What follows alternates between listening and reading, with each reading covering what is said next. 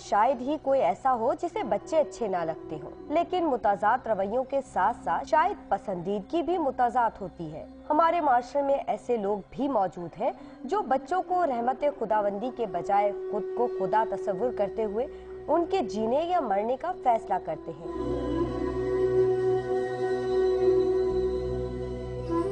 ये शकीकुल कल्ब लोग इन नौकेस कलियों को जमाने की सर्द और गर्म से बचाने के बजाय गंदे नालों और कचरा कुंडियों की नजर कर देते हैं। इससे ज्यादा अफसोसनाक बात ये होती है कि एक फर्द से जीने का हक छीनने वालों में से ना ही कोई संगदिल और सफाक पकड़ा जाता है और ना ही इस जुर्म का इर्तिकाब करने वालों का ज़मीर उन्हें मलामत करता है। इस बारे में जब कराची के एक मारूफ समाजी कारकुन से बात की तो उनका कहना था कि जिन बच्चों से जीने का हक ले लिया जाता है उनमें ज्यादा तादाद बच्चियों की होती है। पिछले दिनों जो है वो 2 दिन पहले जो एक बड़ा वाकया ये जो महमूदाबाद के इलाके में हुआ, तो आप देखिए कि इसमें भी ये पांचों के पांचों जो हैं वो लड़कियां थी, बच्चियां।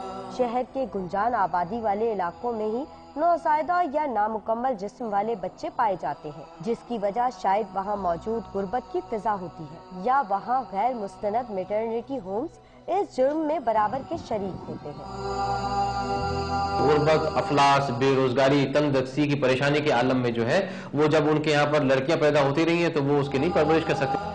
इन इलाकों के मकीन कहते हैं कि अगर कोई शख्स किसी भी परेशानी की वजह से अपने बच्चे को नहीं पाल सकता तो फलाही तंजीमों के झूले में डाल दे ताकि किसी बे औलाद की गोद भर जाए। कैमरामैन मेहंदी अली के साथ नुसरत बसीर, डॉन न्यूज़, कराची।